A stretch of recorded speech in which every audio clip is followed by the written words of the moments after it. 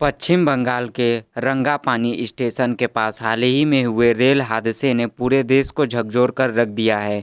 इस हादसे में 15 लोगों की मौत हो गई और 50 से ज़्यादा लोग घायल हो गए हैं। आवाज मतलब मेरा तो B1 कोच था, बहुत जोर से मतलब झटका दिया है। तो जैसे झटका दिया तो सब ऐसे बोल रहा था कि एक्सीडेंट हो गया, एक्सीडेंट हो गया। हम भी चिल्ला रहा था, सब रो रहा था। फिर हम तुरंत बाहर आके देखा कि यहाँ पीछे से एक्सीडेंट हुआ है ट्रेन। दोस्तों, यह आंकड़ा आगे पीछे हो सकता है। मालगाड़ी और सियालदाह जाने वाली कंचनजंगा एक्सप्रेस के बीच हुई टक्कर ने एक बार फिर भारतीय रेलवे की सुरक्षा चिंताओं और चुनौतियों को सामने ला दिया है। यह हादसा हाल के दिनों में हुई कई अन्य घटनाओं में से एक है, जिससे रेलवे के प्रबंधन और रखरखाव पर गंभीर सवाल तो खड़े होते ही हैं। आगे हम कुछ पुरानी बड़ी घटनाओं के बारे में तो जानेंगे ही, लेकिन अभी जो मुद्दा चल रहा है सरकार और विपक्ष को लेकर, जिसमें लोग गिनती कर रहे हैं कि किसके सरकार में सबसे ज़्यादा रेलवे एक्सीडेंट हुए। सोशल मीडिया पर लोगों के द्वारा पोस्ट किए जा रहे हैं, जिसमें आंकड़ों के अनुसार यूपीए सरकार में हर साल 171 रेल हादसे होते थे। वही 2014 से 2024 तक मोदी सरकार यानी कि एनडीए के दौरान हर साल 68 ट्रेन एक्सीडेंट हुए हैं। यह कितना सही है और कितना गलत, इसके बारे में भी जानेंगे। और वर्तमान की सरकार पर अभी जो घटना हुआ है उसको लेकर दोष क्यों दिया जा सकता है, यह भी जानेंगे। 17 जून को 2024 सुबह 9 बजे जब यह टक्कर हुई, तब कंचनजंगा एक्सप्रेस अगरतला से सियालदह जा रही थी। पैसेंजर ट्रेन को मालगाड़ी ने पीछे से टक्कर मार दी, जिससे पीछे के डिब्बे में बैठे यात्रियों की जान चली गई। आगे के डिब्बे में बैठे लोग किस्मत वाले थे कि वे बच गए और उन्हें मामूली चोटें आईं। इस घटना के बारे में सबसे चौंकाने वाली बात यह है कि असम के लुमडिंग स्टेशन पर ट्रेन की दिशा बदलने के कारण पैसेंजर ट्रेन के डिब्बे की स्थिति बदल दी गई थी। इस छोटे से बदलाव ने अंततः टक्कर के परिणाम पर बड़ा असर डाला, जिससे कुछ यात्री बच गए और अन्य दुखद रूप से अपनी जान गंवा बैठे। दोस्तों, आपको बता दें कि इससे पहले भी बड़े रेल दुर्घटना हो चुके हैं। 2000 से लेकर 2001 में 470 से अधिक ऐसी रेल दुर्घटनाएं दर्ज की गईं। 2 दशकों से अधिक समय के बाद परिणामी ट्रेन दुर्घटनाओं में लगभग 90% की कमी आई है। हालांकि कोविड महामारी के दौरान यात्री ट्रेनों में कमी के बावजूद 2020 से 2021 में 22 रेल दुर्घटनाओं और 2021 से 2022 में 35 रेल दुर्घटनाएं हुई हैं। इनमें से अधिकांश दुर्घटनाओं के पीछे ट्रेन का पटरी से उतरना प्रमुख कारण रहा है। 2018 से लेकर 2019 में 59 दुर्घटनाओं में से 46 दुर्घटनाएं ट्रेन के पटरी से उतरने के कारण हुई हैं। ट्रेन में आग लगने की 6 घटनाएं हुई। वही 2022 से 2023 में जहां 48 रेल दुर्घटनाओं में से 6 का कारण टकराव था, वही 36 दुर्घटनाओं का कारण ट्रेन का पटरी से उतरना था। पिछले साल संसद में दिए गए एक जवाब से पता चलता है कि साल 2023 से लेकर 2024 में जुलाई तक ट्रेन टकराव की 4 घटनाएं हुई हैं। लेकिन दोस्तों, और भी बड़ी घटनाएं हैं जो सरकार पर गंभीर रूप से सवाल खड़ा करती है, जिसमें काफ़ी सारे लोग मारे गए थे। हीराखंड एक्सप्रेस हादसा 2017, जालंधर अमृतसर DMU अमृतसर हावड़ा एक्सप्रेस हादसा 2018, औरंगाबाद के पास मालगाड़ी की चपेट में आने से 16 प्रवासी श्रमिकों की मौत 2020, बीकानेर गुवाहाटी एक्सप्रेस हादसा 2022, Shalimar Chennai Coromandel express, Bengaluru Howrah superfast express और मालगाड़ी की टक्कर 2023।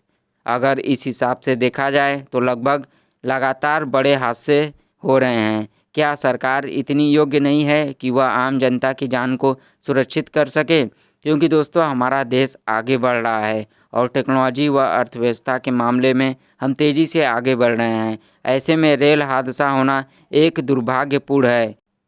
दुर्घटना के समय अगर बचावकर्मी भी पिछली सरकार को दोष देने लगे और कुछ वर्तमान सरकार को, तो दोनों में जंग छिड़ जाएगा और घायलों को भी बचाना मुश्किल हो जाएगा। दोस्तों, जहां वर्तमान सरकार आधुनिकता की तरफ बढ़ रही है और इस आधुनिकता में भी रेल दुर्घटनाएं हो जाएं, तो यह काफ़ी शर्म वाली बात है।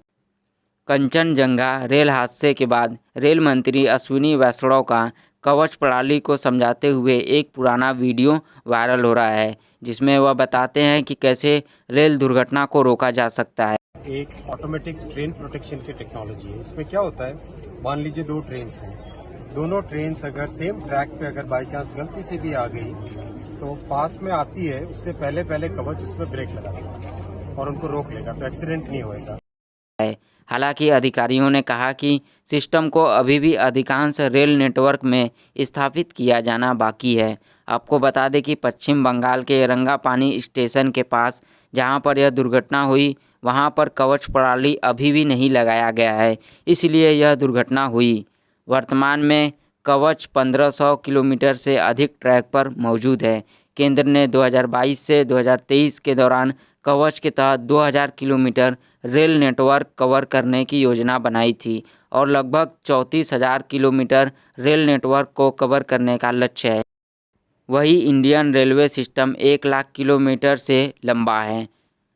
दुर्घटना के बाद रेल मंत्री अश्विनी वैष्णव ने मृतकों और घायल यात्रियों के परिवारों के लिए वित्तीय सहायता की घोषणा की। मृतकों के परिवार को 10 लाख रुपए, गंभीर रूप से घायलों को 2.5 लाख रुपए और मामूली रूप से घायलों को 50,000 रुपए की सहायता देने का वादा किया गया। प्रधानमंत्री नरेंद्र मोदी ने घटना पर दुख व्यक्त किया और पीड़ितों के परिवारों के प्रति अपनी संवेदना व्यक्त की। उन्होंने आश्वासन दिया कि प्रभावित लोगों की मदद के लिए बचाव अभियान जारी है और कहा कि उन्होंने स्थिति का आकलन करने के लिए अधिकारियों से बात की है। विपक्षी नेता राहुल गांधी ने इस घटना पर प्रतिक्रिया व्यक्त की। राहुल गांधी ने इस दुर्घटना को दुखद बताया है। राहुल गांधी का कहना है कि उनकी पार्टी जिम्मेदार विपक्ष की भूमिका निभाएगी और इन दुर्घटनाओं पर मोदी सरकार को जवाबदेह ठहराएगी।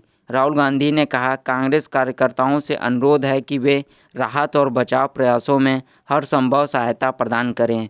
पिछले 10 वर्षों में रेल दुर्घटनाओं में वृद्धि मोदी सरकार के कुप्रबंधन और उपेक्षा का सीधा परिणाम है, जिसमें हर दिन यात्री मर रहे हैं, जान माल का नुकसान हो रहा है। उन्होंने कहा कि आज की दुर्घटना इस वास्तविकता का एक और उदाहरण है। एक जिम्मेदार विपक्ष के रूप में हम इस भयावह लापरवाही पर सवाल उठाते रहेंगे और इन दुर्घटनाओं के लिए मोदी सरकार को जवाबदेह ठहराएंगे। और अंत में दोस्तों, पश्चिम बंगाल में रंगापानी स्टेशन के पास हुई रेल दुर्घटना भारतीय रेलवे के सामने आने वाली चुनौतियों और जोखिमों की एक गंभीर याद दिलाती है, जबकि प्रभावित परिवारों को सहायता प्रदान करने और बचाव अभियान चलाने के प्रयास किए जा रहे हैं। अधिकारियों के लिए उन अंतर्निहित मुद्दों को संबोधित करना आवश्यक है जो इस तरह की दुर्घटनाओं में योगदान करते हैं। यात्रियों की सुरक्षा और भलाई सुनिश्चित करने और भविष्य में इसी तरह की त्रासदियों को रोकने के लिए उचित रखरखाव, प्रशिक्षण और सतर्कता महत्वपूर्ण है। सरकार और रेलवे अधिकारियों की जवाबदेही को बरकरार रखा जाना चाहिए और भारतीय रेलवे के बुनियादी ढांचे और सुरक्षा प्रोटोकॉल को मजबूत करने के लिए उपाय किए जाने चाहिए। सामूहिक प्रयासों और यात्री सुरक्षा जैसी चीज़ों पर ध्यान केंद्रित करके ही हम ऐसी दुर्घटनाओं को रोक सकते हैं और रेलवे प्रणाली में जनता के भरोसे और विश्वास को बनाए रख सकते हैं। वीडियो कैसा लगा कमेंट में बताएं और अच्छा लगा तो दूसरों के साथ शेयर ज़रूर करें और सब्सक्राइब करना ना भूलें। धन्यवाद।